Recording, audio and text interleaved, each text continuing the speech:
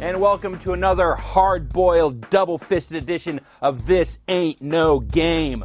I'm Ryan Davis, and this week we journey into the dark heart of video game noir with Max Payne, starring Mark Wahlberg and Mark Wahlberg's grimacy stare.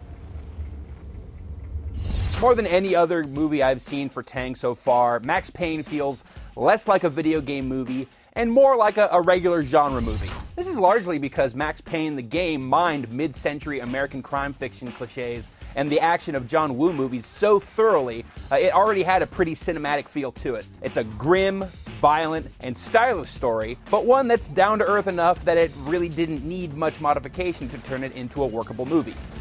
The movie monkeys with a few of the specifics, but it's mostly pretty faithful to the source material, casting Max Payne as a revenge-filled New York cop obsessed with hunting down the killer of his wife and infant son, who uncovers a conspiracy involving a dangerous and highly addictive street drug called Valkyr and the shady Aesir Pharmaceutical Company. Thanks to the breakthroughs made by Aesir Pharmaceuticals, the military of tomorrow will be able to unlock the limitless potential inside every soldier. Probably the biggest departure from the game is the way the movie elaborates on the effects of Valkyr, which, in addition to turning its users into homicidal freak-out specialists, causes an incredibly vivid hallucination of black-winged Valkyries. There's a number of sequences where you see the world through freaked-out Valkyr junkie vision, and it's the most striking thing that Max Payne's got going on visually, even if it doesn't really fit the source material. The movie also features Mila Kunis, you know, the nasally girl from that 70s show, as Mona Sachs. Now, Max Payne fans will probably recognize the character as Max's tragic love interest in Max Payne 2, but her role in the movie has been scaled back to the point of irrelevance. She's mostly there to help Max at a few key turns, but there's not much to the character beyond the tight hair and the heavy mascara. If you cut her out entirely, the movie might be like 5 minutes shorter, maybe, but you wouldn't have to change much of the actual story. Someone look at me. You're not done yet. As close as the movie sticks to the original Max Payne story, it makes some significant miscalculations along the way. If you've played Max Payne, you pretty much already know how Max's investigation is going to pan out.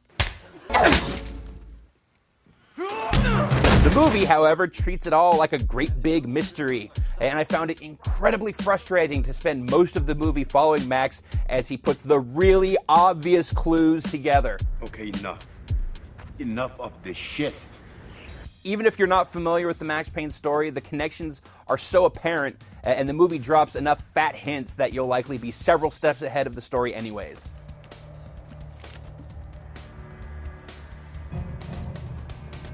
Huh? It doesn't help that during its lengthy detective phase of the film, you're treated to the stiff, limited actoring abilities of Mark Wahlberg.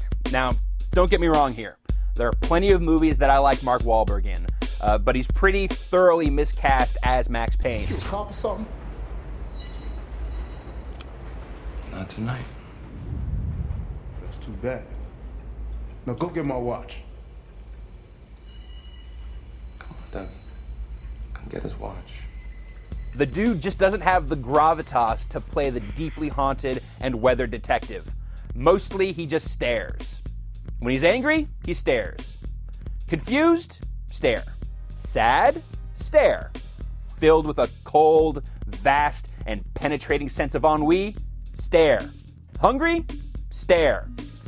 I get that he's trying to project intensity, but do we really need this full 360 panning stare shot to convey just how intense Max Payne is?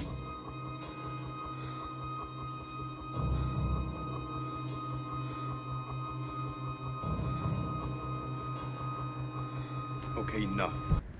Enough of this shit. But Wahlberg's not the only casting issue in Max Payne, he's just the most prominent. Mila Kunis, Ludacris, and Chris O'Donnell all look like kids playing dress-up in roles that belong to older, better actors. I will say that Chris O'Donnell snivels pretty well, but Mila Kunis looks like she's wearing her mom's shoes, and Ludacris sounds stiff and ridiculous trying to bark orders as the grizzled Lieutenant Bravura. Hey, asshole, I got 2 bodies and 10 body bags, and you were the last person to see either one. Aside from the hard-boiled storytelling, the other defining feature of Max Payne was the Hong Kong-influenced action that saw Max constantly leaping through the air in slow motion with two guns blazing. It's something that the movie hints at, but doesn't really capitalize on. First off, it takes the movie a full hour before you get any real action to speak of. And of that, there are only like 2 scenes that really connect with Max Payne's stylish action roots. The rest just feels like airless, by-the-numbers movie gunfights. I will say that to its credit, when the movie does go for the slow-mo, like in this scene here, it does not half-step.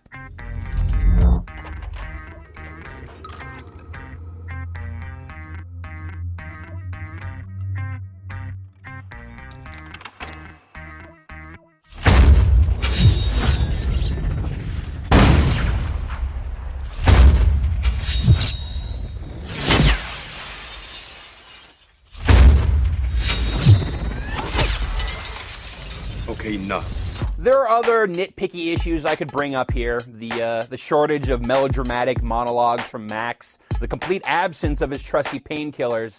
But the underlying problem with Max Payne is much more general than that. The games are already so cinematically referential that when you take it out of the context of a game, it loses a big part of what made it so special in the first place. And no matter how hard Mark Wahlberg stares, it just doesn't make this movie as gripping and intense as the game it's based on.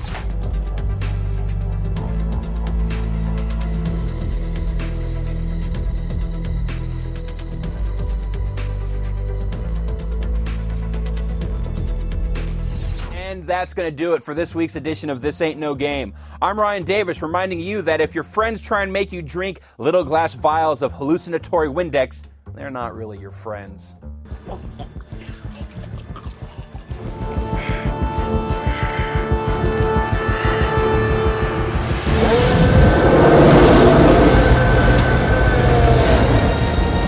Oh, thanks, guys! You're the best!